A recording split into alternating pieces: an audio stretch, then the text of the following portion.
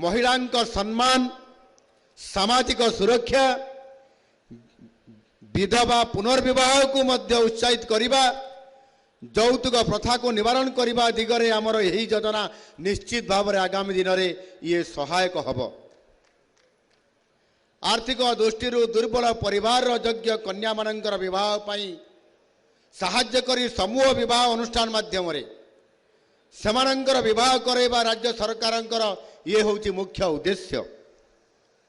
यही योजनाटी 2025-26 रु 2029-30 मसीहा पर्यंत ओडिशार समस्त जिले रे आज जमिति ओडिशार ये शुभारंभ है आम सबुठारु बड़ जिला गंजाम जिलार यही आदिशक्ति पीठ माँ तारा तारिणी पीठरे जोठी आपण माने समस्ते मांकर आशीर्वाद रे आपंकर दाम्पत्य जीवन मध्य सुखमय हेबो एवं एथिपाई 59 कोटी रु अधिक टंकार बजेट रे व्यवस्था करा जाइछि।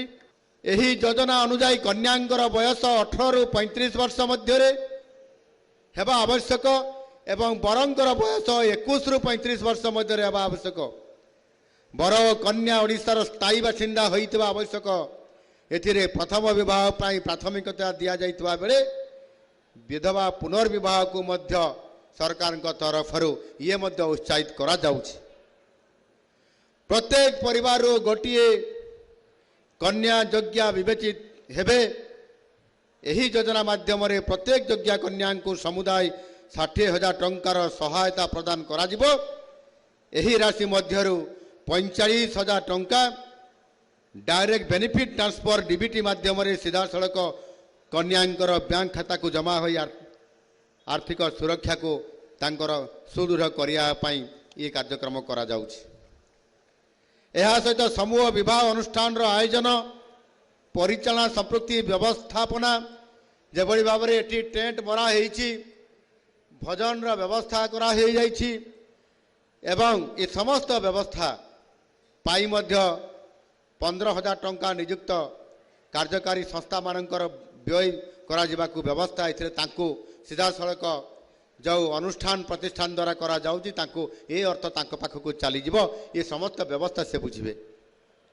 एही योजना रे योग्य दंपति को जिला ब्लॉक स्तर रे WCD कर्तृपक्षक निरीक्षण रे चिन्हट और अनुमोदन ये करा जाय था एवं परवर्ती समय रे शुभ तिथि एवं 12 देखि निर्धारित स्थान रे समूह विवाह ये अनुष्ठित करा जिबार योजना अछि।